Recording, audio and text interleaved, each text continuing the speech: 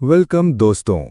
आप सुन रहे हैं वोकल, जहां हम किताबों को उनकी असली रूह के साथ जिंदा करते हैं। आज हम लेकर आए हैं द इंडिया वे का चैप्टर 8, अ डिलेड कंसेंसस। ये चैप्टर भारत के डोमेस्टिक और ग्लोबल अलाइनमेंट के बीच के टाइमिंग गैप पर रोशनी डालता है। एक ऐसा सब्जेक्ट जो बहुत गहरा है और जैसे जैसे पढ़ते हैं उतना ही रेलेवेंट महसूस होता है। डॉक्टर एस जयशंकर कहते हैं कि भारत की फॉरेन पॉलिसी में जो समस्या सबसे ज्यादा चैलेंजिंग रही है, वो है इंटरनल पॉलिटिकल थिंकिंग और एक्सटर्नल स्ट्रेटेजिक एनवायरनमेंट के बीच का डिस्कनेक्ट।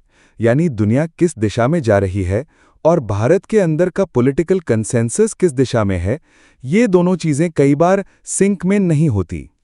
इस चैप्टर में उन्होंने ये पॉइंट रेस किया है कि कैसे पोस्ट इंडिपेंडेंस एरा में भारत ने अपने आप को एक नॉन अलाइंड पावर के रूप में डिफाइन किया, लेकिन जैसे जैसे दुनिया बदली और नए ग्लोबल रियलिटीज सामने आए, भारत का इंटरनल पॉलिटिकल सिस्टम उस स्पीड से अडेप्ट नहीं कर पाया। वो बताते हैं कि कोल्ड वॉर के दौरान जो बाइनरी वर्ल्ड था, यानी जहां या तो आप यूएस के कैंप में थे या यूएसएसआर के, उसमें भारत ने थर्ड ऑप्शन चूज किया, नॉन अलाइनमेंट। ये एक स्ट्रेटेजिक नेसेसिटी भी थी और पॉलिटिकल आइडियोलॉजी भी। लेकिन जैसे कोल्ड वॉर खत्म हुआ, दुनिया मल्टीपोलर हो गई और ग्लोबलाइजेशन ने हर चीज का नेचर बदल दिया, तब भी भारत का पॉलिटिकल कंसेंसस पुरानी सोच में अटका हुआ था। डॉक्टर जयशंकर इस डिले को एक्सप्लेन करते हैं थ्रू एग्जाम्पल्स। वो बताते हैं कि लिबरलाइजेशन के बाद भी फॉरेन पॉलिसी के की डिसीजंस में एक हेजिटेशन था। पॉलिटिकल लीडरशिप स्ट्रेटेजिक डेप्थ में नहीं जा रही थी और ब्यूरोक्रेसी स्टेटस को में ज्यादा कंफर्टेबल थी। उन्होंने लिखा है कि कई ऐसे मोमेंट्स आए जहां भारत को असर्टिव होना चाहिए था, लेकिन हमने वेट एंड वॉच अप्रोच अपनाया। इसका एक रीजन ये था कि डोमेस्टिक पॉलिटिक्स ज्यादा इनवर्ड लुकिंग थी और ग्लोबल डेवलपमेंट्स को उस नजरिए से नहीं देखा जा रहा था जैसा कि देखा जाना चाहिए था। जयशंकर कहते हैं कि 1998 न्यूक्लियर टेस्ट ने एक मेजर टर्निंग पॉइंट क्रिएट किया। इस मोमेंट ने भारत के स्ट्रेटेजिक इंटेंशंस को दुनिया के सामने फर्मली रख दिया, लेकिन उसके बाद भी एक coherent political consensus foreign policy पर बनाना मुश्किल रहा। कई गवर्नमेंट्स आए और गई, लेकिन लॉन्ग टर्म थिंकिंग कंसिस्टेंट नहीं थी। उन्होंने लिखा है कि इकोनॉमिक रिफॉर्म्स और स्ट्रेटेजिक असर्टिवनेस के बीच एक नेचुरल अलायंस होना चाहिए था, लेकिन वो अलायंस कई दफा डिले होता गया। क्यों? क्योंकि पॉलिटिकल क्लास के अंदर इंटरनेशनल अफेयर्स को समझने और उन्हें डोमेस्टिक नैरेटिव में इंटीग्रेट करने की इच्छा कम थी। इस चैप्टर में उन्होंने एक और जरूरी मुद्दा उठाया है, पब्लिक ओपिनियन और फॉरेन पॉलिसी के बीच का संबंध। जयशंकर बताते हैं कि किस तरह से फॉरेन पॉलिसी को लोगों के दर्द, एस्पिरेशन और सामाजिक विचार से कनेक्ट करना बहुत जरूरी है। जब तक फॉरेन पॉलिसी एलीट सर्कल तक सीमित रहेगी, तब तक भारत का ग्लोबल प्रोजेक्शन इनकम्प्लीट रहेगा। वो कहते हैं कि डिलेड कंसेंसस का एक और नेगेटिव इफेक्ट ये भी हुआ है कि भारत ने कई ग्लोबल प्लेटफॉर्म्स पर लीडरशिप पोजीशन मिस की। जब ग्लोबल गवर्नेंस रिस्ट्रक्चर हो रहा था, भारत का अप्रोच पैसिव था।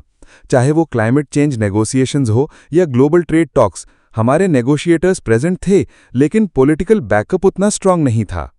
जयशंकर बार बार एम्फसाइज करते हैं कि फॉरेन पॉलिसी सिर्फ एक्सटर्नल स्ट्रैटेजी नहीं होती, ये एक नेशनल कंसेंसस का रिफ्लेक्शन होती है। जब तक इंटरनल पॉलिटिक्स में क्लैरिटी और यूनिटी नहीं होगी, तब तक एक्सटर्नल असर्टिवनेस कभी प्योर फॉर्म में सामने नहीं आएगी।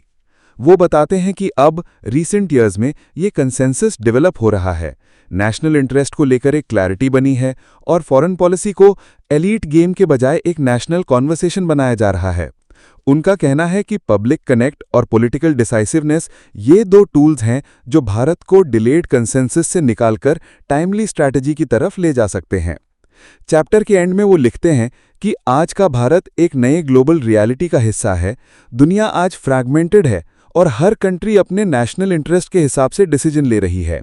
इस ग्लोबल ट्रांसफॉर्मेशन में भारत को अपने इंटरनल और एक्सटर्नल थिंकिंग को अलाइन करना होगा, और वो भी टाइम पर।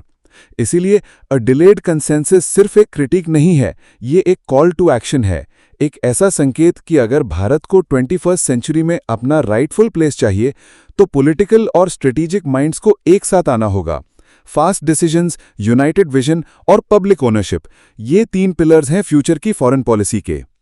तो दोस्तों, ये था चैप्टर 8, अ डिलेड कंसेंसस, जहां डॉक्टर जयशंकर हमें याद दिलाते हैं कि डिप्लोमेसी तभी काम करती है जब पूरा देश उस विजन को समझे, एक्सेप्ट करे और उसके पीछे खड़ा रहे। आप सुन रहे थे वोकल, जहां हम किताब की हर लाइन को जुबां बनाते हैं ताकि उसका असर आपके दिल तक जाए। अगले एपिसोड में हम बढ़ेंगे द इंडिया वे के चैप्टर 9 द निम्जो इंडियन स्ट्रैटेजी की तरफ, जहां चेस के मूव्स और जियोपॉलिटिक्स का एक कमाल का कनेक्शन बनेगा। तब तक के लिए जुड़े रहिए। सोचिए, क्या आपकी लाइफ डिसीजंस टाइमली हैं या डिले में खोए जा रहे हैं? जय हिंद।